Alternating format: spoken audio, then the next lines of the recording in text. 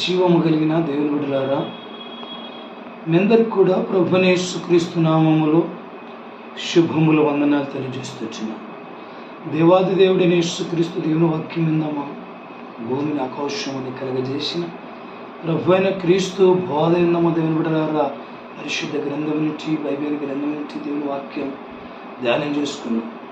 మత్తయి సువార్త 10వ అధ్యాయం 1, 2, 3 వచనాలు చదవండి. ప్రభువైన యేసుక్రీస్తు తన 12 మంది శిష్యులకి పేర్లు పెట్టిన తర్వాత అపోస్తులని పేరు పెట్టాడు. యేసు ప్రభు శిష్యులకైనా అధికారం ఇచ్చాడు. దయ్యాలను ఎలగొట్టడానికి అధికారం, రోగాలను స్వస్థతపరచడానికి అధికారం, వ్యాధులను స్వస్థతపరచడానికి అధికారం, చచ్చిపోయిన బ్రతికించడానికి అధికారం ప్రభువైన యేసుక్రీస్తు సృష్టికర్త అనే దేవుడు యేసు ప్రభు శిష్యులకు మాత్రమే ఇచ్చాడు. దేవునికి మహిమ కలుగును గాక. శిష్యులు కూడా అధికారం పొందుకున్నారు. యేసు ప్రభు ఇచ్చిన అధికారాన్ని పొందుకొని అలాగనే చేశారు. దయ్యాలను ఎలగొట్టారు, రోగులను స్వస్థతపరిచారు, వ్యాధులను స్వస్థతపరిచారు, చనిపోయిన బ్రతికిచ్చారు. ప్రభువైన యేసుక్రీస్తు నామాన్ని గణపరిచారు. యేసు ప్రభు శిష్యులని రుజువు చేసుకున్నారు. దేవునికి మహిమ కలుగును గాక. ప్రభువైన యేసుక్రీస్తు వాళ్ళకి మాత్రమే అధికారం ఇచ్చాడు. దేవునికి మహిమ కలుగును గాక. సర్వాధికారైన దేవుడు శిష్యులకు మాత్రం అధికారం ఇచ్చాడు. దేవునికి మహిమ కలుగును గాక. సర్వ రోగాలను బాగా చేసి అధికారం ఇచ్చాడు. స్తోత్రం స్తోత్రం యేసు ప్రభుకి వందనాలు. కనుక మనకి అపోస్తుల కార్యం 12వ అధ్యాయం 5వ వచనం చేస్తే సంఘం ఆసక్తి కలిగి ప్రార్థన చేయగా, సంఘం ఐక్యత కలిగి ప్రార్థన చేయగా సరసాలలో ఉన్న పేతురు విడుదల పొందాడు. దేవునికి మహిమ. సంఘం ప్రభువైన యేసుక్రీస్తు తన స్వరక్తం ఇచ్చి సంపాదించిన సంఘానికి పవర్ ఇచ్చాడు, అధికారం ఇచ్చాడు. కొత్త నిబంధన సంఘముకి బలం ఇచ్చాడు, దేవుడు శక్తినిచ్చాడు. సంఘం అంటే ఎవరు? బిల్డింగ్ కాదు. సంఘం అంటే చర్చి బిల్డింగ్ కాదు. సంఘం అంటే మనుష్యులు, సంఘం అంటే విశ్వాసులు, సంఘం అంటే ఆత్మీయులు. ఎవరు? మారు మనస్సు పొంది ప్రభువైన యేసుక్రీస్తు నామములో బాప్తిస్మం పొంది పరిశుద్ధాత్మన వరమును పొంది ప్రత్యేకమైన జీవితము జీవించి అపోస్తుల బోధ ఎందును, సావాసమెందును, రొట్టె విష్టెందును, ప్రార్థన చేస్తును ఎడాతేక ఉన్నవారే సంఘస్థులు అనమాట. వాళ్ళు ప్రార్థన చేస్తే, సంఘము ప్రార్థన చేస్తే కార్యాలు జరిగాయి. కొత్త నిబంధన సంఘ సభ్యులు అందరి కలిగి ఐక్యత కలిగి ప్రార్థన ఇచ్చారు. ఇప్పుడు చాలామంది నా సంఘం పెద్దది, నా సంఘం పెద్దది, సంఘ కాపరిని పెట్టుకో. సంఘ కాపరి నువ్వా? సంఘ కాపరిని పెట్టుకున్నాకండి ఎవరు? చాలామంది సంఘ కాపరిని సావుకులు, బైబిల్ ట్రైనింగ్ చేసిన సావుకులు, బోధకులు పెట్టుకుంటారు. అది తప్పండి. సంఘాన్ని సురక్షితమిచ్చి సంపాదించిన సంఘానికి కాపరి ప్రభువైన యేసుక్రీస్తే. మంచి కాపరి ప్రభువైన యేసుక్రీస్తే, గొప్ప కాపరి ప్రభువైన యేసుక్రీస్తే, ప్రధాన కాపరి ప్రభువైన యేసుక్రీస్తే. మనమందరము సహోదరులు మాత్రమే. చాలామంది తెలియదండి నా సంఘం అని. నువ్వు సురక్షితమిచ్చి సంపాదించిన సంఘాన్ని ప్రభువైన యేసుక్రీస్తు ఆయన తన సురక్షితమిచ్చి సంపాదించిన సంఘం, కొత్త నిబంధన సంఘం, దానికి పవర్ ఉంది. సంఘ సభ్యులు, సంఘస్థులు, కొత్త నిబంధన సంఘ సభ్యులు అందరూ కూడుకొని ఐక్యత కలిగి ఏక మనసుతో ప్రార్థన చేస్తే పేతురు సరసాలంటే విడబడ్డారు. సంఘ సభ్యులు కూడా అప్పుల నుండి విడబడతారు, రోగాల నుండి విడబడతారు, బాధల నుండి, చింతల నుండి, కష్టాల నుండి, దుఃఖాల నుండి విడుదల జరగాలంటే సంఘము కూడి ప్రార్థన చేయాలి. సంఘ సభ్యులందరూ కలిగి ఐక్యత కలిగి ప్రార్థన చేయాలి. కనుక ఎవరు సమస్యలున్న సంఘములో, ఎవరి బాధలున్నా ప్రార్థన చేయాలి. ప్రతి విడుదల చూడాలంటే, దేవుని కార్యము చూడాలంటే, ప్రార్థనకి ప్రతిఫలం రావాలంటే ప్రభువైన యేసుక్రీస్తు దేవుని సంఘముగా కూడుకొని ప్రార్థన చేయాలి. కొత్త నిబంధన సంఘానికి దేవుడు అధికారం ఇచ్చాడు, పవర్ ఇచ్చాడు. దేవునికి మహిమ కలుగును గాక. అయితే దేవుని బిడ్డలారా, దేవుడైన యేసు ప్రభు వారు సెలవిచ్చారు మనకి. మత్తయి సువార్తలో 16వ అధ్యాయము మనము 12వ వచనం నుంచి మనం ధ్యానం చేస్తూ చదువుకుంటూ వస్తే, మనము కరెక్ట్గా చదువుకుంటూ వస్తే యేసు ప్రభు వారు, పేతురు ఈ బండ మీద నా సంఘమును నువ్వు కట్టుదువు, సంఘం మీద, ఈ సంఘం ముందర పాతాళం ద్వారాలు ఏవి నిలబడవు, సంఘం కడుతావు, కొత్త నిబంధన సంఘాన్ని స్థాపిస్తావు. కనుక ఆ సంఘముకు పవర్ ఏంటంటే భూలోకములు ఏదైనా బంధిస్తే సంఘం పరలోకమందు అది బంధించబడుతుంది. భూలోకములు ఏదైనా విప్పితే పరలోకమంది పడుతుంది. నీకు పరలోకమైన తాళము చెవు నీకిస్తున్న పేతురు అని యేసుక్రీస్తు దేవుడు పేతురుతో చెప్పిన మాట. దేవునికి మహిమగా సంఘానికి పవర్ ఇచ్చాడు, అధికారం. పరలోకము తెరవబడాలన్నా పరలోకం మూయబడాలన్నా దేవుడు సృష్టికర్త అనే దేవుడు, సర్వాధికారి అనే దేవుడు క్రీస్తు కొత్త నిబంధన సంఘానికి పవర్ ఇచ్చాడు, అధికారం ఇచ్చాడు. సంఘానికి సంఘ పెద్దలు ఉండాలి. కనుక దేవుని బిడ్డలారా ప్రభువైన యేసుక్రీస్తు బోధ సెలవిస్తుంది. ఏమని? యాకోబు పత్రిక 5వ అధ్యాయం 12 నుండి 17 వరకు చదవండి, ధ్యానించండి, ఆలోచించండి. ఒక మీలో ఎవరైనా రోగి అయి ఉంటే, ఎవరైనా రోగిస్తులై ఉంటే, రోగముతో బాధపడుతుంటే, జ్వరాలతో, కాళ్ళనొప్పుతో, పైనొప్పులతో, పండ్ల నొప్పులతో, కీళ్ళ నొప్పులతో, వ్యాధితో, కరోనా వైరస్ జబ్బుతో, మీరు గుండె జబ్బుతో ఏదైనా బాధపడుతుంటే మీరు సంఘ పెద్దలు పిలిపించి ఆ రోగముతో బాధపడుతున్న వ్యక్తికి నూనె రాసి ప్రార్థన చేస్తే విశ్వాసమైన ప్రార్థన ఆ రోగిని స్వస్థత పరచును. దేవునికి మహిమ కలుగుగాక. యేసు ప్రభు వారు శిష్యులకు అధికారం ఇచ్చాడు. యేసు ప్రభు దేవుడు కొత్త నిబంధన సంఘానికి అధికారం ఇచ్చాడు. సంఘములో పరిచర్య చేసే సంఘ పెద్దలకు అధికారం ఇచ్చాడు ప్రభువైన యేసుక్రీస్తు. రోగాలు బాగా కావాలంటే, వ్యాధులు పోవాలంటే, రోగాలు స్వస్థత పొందాలంటే యేసు ప్రభు బోధ వింటున్నారండి.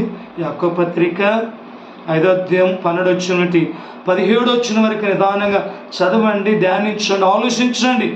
కనుక దేవుని బిడ్డలారా ప్రభువైన యేసుక్రీస్తు నీ ఇంట్లో ఎవరైనా రోగముతో ఉంటే సంఘ పెద్దలు పిలిపించండి. సంఘ పెద్దలు పిలిపించి నూనె రాసి విశ్వాసముతో ఆ రోగము కొరకు ప్రార్థన చేస్తే సంఘ పెద్దలు విశ్వాసమైన ప్రార్థన ఆ రోగిని స్వస్థతపరుస్తుంది, దేవునికి మహిమ కలుగుతుంది అని యేసు ప్రభు వాక్యము సెలవిస్తుంది. చాలామంది సంఘాలు కడుతున్నామంటారు. సంఘాలు కడుతున్నామని చర్చిలు కడుతున్నారండి. బిల్డింగ్లు కడుతున్నారు, పెద్ద పెద్ద బిల్డింగ్, 100 కోట్లు పెట్టి బిల్డింగ్ కడుతున్నారు, పెద్ద సంఘం కట్టినారు. అది సంఘం కాదు, బిల్డింగ్, గోడలు.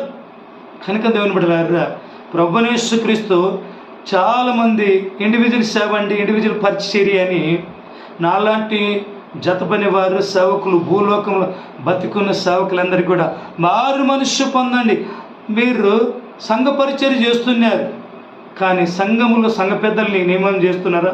ఒక్కొక్కరు నా చర్చికి 30,000 మంది, 10,000 మంది, 20,000 మంది, 1,00,000 మంది వస్తున్నారంటారు, కానీ అది సంఘం అనబడదు. ఎందుకంటే సంఘ పెద్దలు ఉంటేనే సంఘం. సంఘ పెద్దలు లేని చర్చిని, సంఘ పెద్దలు లేని సేవనేమంటారు? పూట కూలి ఇల్లు. ఒక పూట కూడి ఉంటుంది, ఉండదు. కూడు అన్నం, ఒక పూట కూలి ఇల్లు మాత్రమే, అది సంఘం అనబడదు. సంఘ పెద్దలు ఉన్నదాన్ని సంఘము. అది 10 మంది ఉన్నా, 20 మంది ఉన్నా, 30 మంది ఉన్నా సంఘ పెద్దలు ఉంటే సంఘం అనబడుతుంది. చాలామంది సేవకులు సంఘ పెద్దలు పెట్టకుండా సేవ చేస్తున్నారండి. ఎందుకని? సంఘ పెద్దలు పెడితే చైర్మన్ ఉండాలి, సెక్రటరీ ఉండాలి, ఖజానా ఉండాలి. అంతా సంఘ పెద్దలకి లెక్కలన్నీ తెలుస్తాయి. దేశ భాగాలు ఎన్ని వస్తున్నవి, చర్చిల ఖర్చులు ఎన్ని అవుతున్నవి, మరి సేవకి ఎంత ఖర్చు అవుతుంది, పాస్టర్ గారు మరి ఆయన కుటుంబం ఎంత ఖర్చు పెట్టుకుంటుంది, సుఖభోగాలకి ఎంత అనుభవిస్తుందని లెక్కలు సంఘానికి పెద్దలకు తెలుస్తుంది, సంఘస్థులకల్లా తెలుస్తుంది. అందుకని సంఘ పెద్దలు పెట్టకుండా సేవ చేస్తున్నారు. భూలోకంలో చాలామంది సేవకులు చదువుకున్న వాళ్ళు, PhD చదివాము, బైబిల్ బాగా చదివాము, గొప్ప సేవ చేస్తున్నాము, కానీ సంఘ పెద్దలు పెట్టి సేవ చేస్తున్నామా? సంఘ పెద్దలు ఏర్పాటు చేయమని బైబిల్ చెప్తుంది. 7 మంది సంఘ పెద్దలు ఏర్పాటు చేసి సంఘంలో పరిచారకులుగా పని పెట్టాలి. వాళ్ళకి సంఘ కాపరి ఏ పని పెట్టకూడదు. డబ్బులు లెక్క పెట్టేది కానీ, కుప్ప పెట్టేది కానీ, బ్యాంకులు వేసేది కానీ, తీసుకొచ్చేది కానీ, మీటింగ్లకు కానీ, చర్చి లైట్లకు కానీ, షాపులకు కానీ, మైకులకు కానీ, దేనికని కరెంటు బిల్లుకి కానీ దేనికి ఖర్చు పెట్టే పని సేవకుని పని కాదండి. ప్రార్థన చేయాలి, వాక్యం చెప్పాలి. సేవకుడు ఏం చేయాలంటే ప్రభువైన యేసుక్రీస్తు తను సురక్తమిచ్చి సంపాదించిన సంఘములో అనేకులకు సువార్త, ఈదు సువార్త, ఇంటికి సువార్త, మనిషికి సువార్త చెప్పి వాళ్ళకి బాప్తిస్మాలు ఇచ్చి యేసుక్రీస్తు దేవుని కొత్త నిబంధన సంఘములో స్త్రీ పురుషులను చేర్చే పని సావుకులది. సంఘంలో పరిచయం చేసేది సంఘ పెద్దలది. కనుక దేవుని బిడ్డలారా చాలామంది తెలియకుండా చేస్తున్నారు. పవర్ అధికారము శిష్యులకు ఇచ్చాడు యేసు ప్రభు వారు. తర్వాత కొత్త నిబంధన సంఘానికి ఇచ్చాడు యేసు ప్రభు వారు. తర్వాత యేసు ప్రభువు ఏం చేశాడు? సంఘ పెద్దలకి ఇచ్చాడు రోగాలను స్వస్థతపరిచి, రోగాలను బాగా చేసి పవర్ అధికారం. చదువుతున్నారు బైబిల్, దేవుని వాక్యాన్ని ధ్యానిస్తున్నారా? ఏం చేస్తున్నారండి? మా చర్చికి రండి. చాలామంది ఉపవాస ప్రార్థనలు, స్వస్థత ప్రార్థనలు, స్వస్థత శాలలు పెడుతున్నారు. మీకేమైనా ఆలోచన ఉందా సేవకులారా? స్వస్థత పండుగలు, స్వస్థత కూడికలు, 7 రోజులు ఉపవాస ప్రార్థనలు ఇలాగ పెడుతున్నారండి. దావీదు ఉపవాసం ఉండి ప్రార్థన చేశాడు. తన కొడుకు చనిపోయే రోగంతో ఉన్నప్పుడు ఉపవాసంతో ప్రార్థన చేస్తే ఉపవాస ప్రార్థనకి దేవుడు ప్రతిఫలం వేయలే. రోగంతోనగా దావీదు కొడుకు చనిపోయాడు. చనిపోయాక దావీదు లేచి తను స్నానం చేసి కొత్త బట్టలు వేసుకొని అప్పుడు కడుపు నిండగా బోధిని ఆ చనిపోయిన శవాన్ని, చనిపోయిన బిడ్డని తీసుకుపోయి సమాధి చేశాడు. బైబిల్ చదువుతలేరా? ఉపవాస ప్రార్థన అంటారు. ఉపవాస ప్రార్థన అండి. ఉపవాస ప్రార్థన పోస్టర్లు వేస్తున్నారు, బ్యానర్లు కట్టి ఉపవాస ప్రార్థనలు, 7 రోజులు ఉపవాస ప్రార్థన, 30 రోజులు ఉపవాస ప్రార్థన, 50 రోజులు ఉపవాస ప్రార్థన. ఏం చేస్తున్నారండి ఇంతకీ? యేసుక్రీస్తు దేవుడు ఏమన్నాడంటే, నీవు ఉపవాసం ఉన్నప్పుడు మఖము వికారము చేసుకొనక శుభ్రంగా మఖము కడుక్కొని గదిలోనికి వెళ్ళి తలుపు వేసుకొని నీవు నీ సృష్టికర్త నీ తండ్రికి మాత్రం ప్రార్థన చేయాలి. నువ్వు ఉపవాసం ఉన్నట్టు పక్కలకి ఎవరికి తెలకూడదు. సృష్టికర్తని దేవుడు యేసుక్రీస్తు దేవుడు నీ తండ్రికి మాత్రమే ఉపవాసం ఉన్నట్టు తెలవాలి. రహస్యంగా ఆ ఉపవాస ప్రార్థన చూసి దేవుడైన యేసు ప్రభు ప్రతిఫలం ఇస్తాడు. బైబిల్ చదువుతున్నారే? ధ్యానిస్తున్నారు. ఉపవాస ప్రార్థనలు, స్వస్థత ప్రార్థనలు, 7 మెట్ల ధ్యానం, 3 మెట్ల ధ్యానం. ఏమన్నా సేవండి ఇది? అసలు చాలా వ్యతిరేకంగా సృష్టికర్తని దేవునికి వ్యతిరేకమైన కార్యాలు చేస్తున్నారు సేవకులు. నాతోటి సేవకులు, జత పని వారు, సువార్థికులు, భూలోకంలో బతుకున్న సేవకులందరికీ కూడా మారు మనస్సు పొందండి. ప్రభునేసుక్రీస్తు వాక్యాన్ని గౌరవించండి. ప్రభునేసుక్రీస్తు వాక్యానికి లోపడి జీవిస్తే ప్రభునేసుక్రీస్తు నామానికి ఘనత వస్తుంది. నీకు నాకు దీవెన వస్తుంది. దేవునికి మహిమ కలుగును గాక. చదువుతున్నారు పరిశుద్ధ గ్రంథం. ప్రభునేసుక్రీస్తు 2వ రాకడ త్వరగా రానంటున్నాడు. నువ్వు ఎప్పుడు ప్రార్థన చేసినా, పగలు ప్రార్థన చేసినా, రాత్రి ప్రార్థన చేసినా, మధ్యాహ్నం ప్రార్థన చేసినా, యేసుక్రీస్తు దేవుని 2వ రాకడ కొరకే ప్రార్థన చేయాలి. ప్రభునేసుక్రీస్తు 2వ రాకడలో మనము విడబడకుండా ప్రార్థన చేయాలి. ప్రభునేసుక్రీస్తు 2వ రాకడలో ఎత్తబడటానికే ప్రార్థన చేయాలి. కానీ లోకములో సుఖభోగముల కొరకు కాదు, ఆస్తిపాస్తుల కొరకు కాదండి ప్రార్థన. దేవుని బిడ్డలారా, భూలోకంలో బతుకున్న మనుషులారా, ప్రార్థన చేయాలి. యేసు ప్రభు చెప్పాడు శిష్యులకు. ఏమని చెప్పాడు?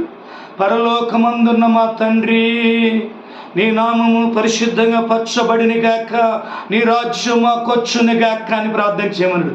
చదువుతున్నారు బైబిల్. దేవుని రాజ్యము కొరకు ప్రార్థన చేయాలి. నిత్య రాజ్యము కొరకు ప్రార్థన చేయాలి. ప్రభునేసుక్రీస్తు త్వరగా రాబోతున్నాడు.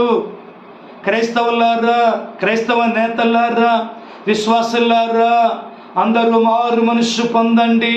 స్త్రీలారా, పురుషులారా, చాలా మంది గొప్ప సేవ చేస్తున్నామని ఉప్పొంగుతున్నారు, అతిశయపడుతున్నారు, గర్వపడుతున్న మనుషులారా, అందరూ మారు మనస్సు పొందండి. ప్రభునేసుక్రీస్తు త్వరగా రానంటున్నాడు, రాబోతున్నాడు. గనుక పరిశుద్ధ గ్రంథం, బైబిల్ గ్రంథము చదవండి, వాక్యాన్ని గౌరవించండి, వాక్యానికి లోపడి జీవించండి, నిత్య రాజ్యాన్ని స్వతంత్రించుకోనండి. వాక్యాన్ని ముగిస్తుంటున్నాను. వాక్యం ఇచ్చిన దేవుని బిడ్డలారు, మీ అందరికి కూడా ప్రభునేసుక్రీస్తు నామములో వందనాలు.